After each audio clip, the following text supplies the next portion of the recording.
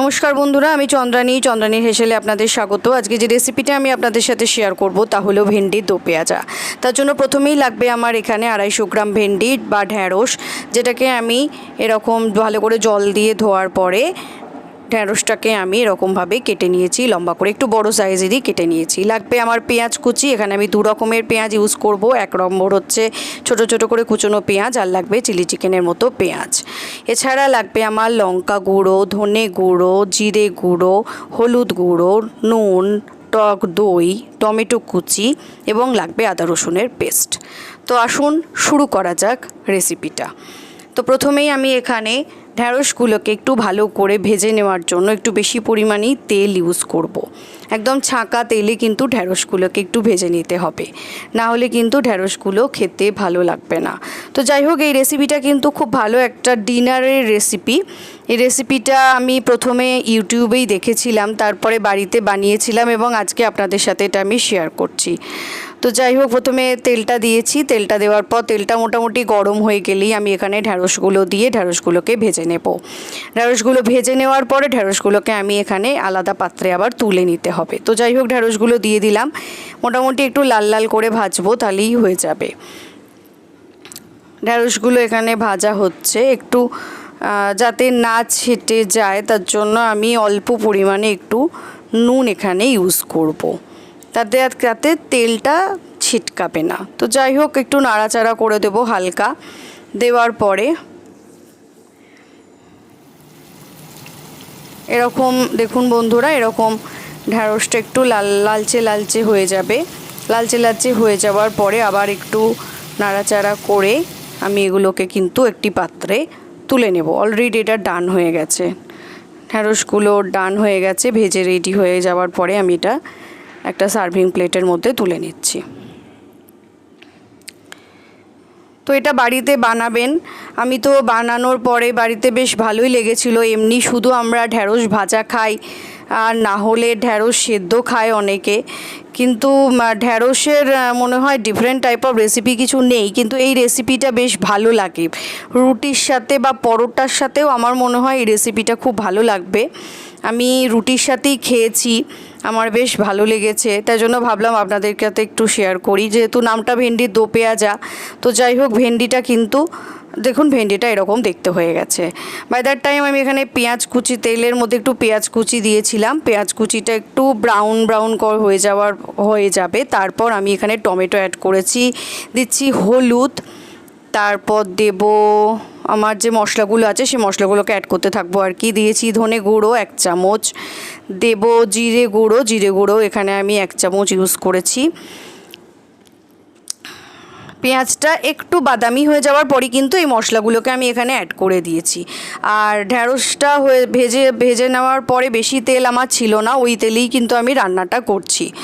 খুব একটা বেশি তেলে এটা রান্না করা হবে না, এটা হালকা তেলেই রান্না হবে। এরকম ভালো করে একটু মশলাটাকে কষিয়ে নিলাম। মশলাটা কষিয়ে নেওয়ার পরে আমি এখানে দিয়ে দেব এবার আদা রসুনের পেস্ট। টমেটোটা কিন্তু একটা জিনিস খেয়াল রাখবেন, টমেটোটা যেন পেঁয়াজের সাথে ভালোভাবে মিশে যায়, তার জন্য কিন্তু যতটা পারবেন, হ্যাঁ আমি এরকমভাবে খুন্তি দিয়ে চেপে টমেটোটাকে ভালো করে পেঁয়াজের সাথে মিশিয়ে দিয়েছি। তাতে কিন্তু এটা খেতে বেশি ভালো হয়। টমেটোটা যদি একটু দানা দানা মতো থাকে তাহলে কিন্তু খেতে এটা অতটা ভালো লাগে না। টমেটোর একটা টক ফ্লেভারটা আসবে রান্নাটার মধ্যে, তবেই কিন্তু বেশি ভালো লাগবে। যাই হোক, একটা ফ্যাটানো টক দই আমার ছিল, যেটা আমি সেটা এখানে দিয়ে দিয়েছি। এখানে মোটামুটি আমার 50 গ্রাম মতো টক দই আমি ইউজ করলাম। 50 গ্রাম মতো টক দইটাকে আমি এবার মশলাটার সাথে মিশিয়ে দিচ্ছি। এটা একটা বেশ টক মিষ্টি একটা খেতে হয়, পেঁয়াজের জন্য মিষ্টিটা হয় রান্নাটার মধ্যে, যার জন্য বেশ ভালো লাগে। আপনারাও বাড়িতে বানান এবং আমাকে জানাবেন কেমন লেগেছে, আমি অপেক্ষায় থাকবো। বাই দ্যাট টাইম আমি এখানে একটু কাশ্মীরি লঙ্কা গুঁড়ো অ্যাড করেছি, যেহেতু কালারটা একটু ভালো হলে দেখতে ভালো লাগে, এবং অফকোর্স জানবে দেখতে যেটা ভালো সেটা কিন্তু খেতেও বেশি ভালো লাগে, তাই না? তো যাই হোক, সেজন্য আমি এখানে একটু কাশ্মীরি লাল লঙ্কা গুঁড়ো ইউজ করেছি। তো আপনারাও করতে পারেন, এটা অপশনাল, যা ইচ্ছা আপনাদের। তো এবার আমি পেঁয়াজ, দু রকমের পেঁয়াজ ইউজ করব বলেছিলাম। তো যাই হোক, এখন আমি যে চিলি চিকেনের মতো পেঁয়াজগুলো ছিল সেগুলো এরকমভাবে উপর থেকে ছড়িয়ে দিচ্ছি। এই পেঁয়াজটা কিন্তু ভাজা হবে না, এই পেঁয়াজটা এরকমই থাকবে এবং মুখের মধ্যে যখন পড়বে তখন কিন্তু বেশ একটা খেতে ভালো লাগে। একটা যে পেঁয়াজ, কুচনো পেঁয়াজ যেটা ছিল সেটা একদম মিশে গেছে অলরেডি তরকারির মধ্যে, গ্রেভিটার মধ্যে আর কি, কিন্তু এই পেঁয়াজটা একটু দানা দানা মতো থাকবে। এবার দিয়ে দিলাম আমি ধনে পাতা যে কুচো করে রেখেছিলাম এবং একটু লঙ্কা যেটা কুচি করে রেখেছিলাম সেটা আমি এখানে অ্যাড করে দিয়েছি। ধনে পাতা এবং লঙ্কা কুচিটা দেওয়ার পর একটু নাড়াচাড়া করে দেব। এইবার যে ঢ্যাঁড়সগুলো আমি ভেজে রেখেছি সেই ঢ্যাঁড়সগুলোকে এখানে অ্যাড করে দেব, বা ভেন্ডি যেটা আমরা বলে থাকি আর কি, সেই ভেন্ডিটা আমি এখানে অ্যাড করে দিচ্ছি। ছাকা তেলে ভেন্ডিটা ভাজার জন্য দেখবেন ভেন্ডিটার কোনো রকম একটা হড়হড়ে ব্যাপার থাকে ঢ্যাঁড়সের মধ্যে, সেটা কিন্তু এখানে থাকবে না। সেই জন্যই এটাকে একটু ছাকা তেলেই ফ্রাই করতে হবে। তো যাই হোক, ঢ্যাঁড়সটা এবার আমি এখানে অ্যাড করে দিলাম। ঢ্যাঁড়সটা অ্যাড করে দেওয়ার পর আমি আবার একটু ভালো করে নাড়াচাড়া করে দেব।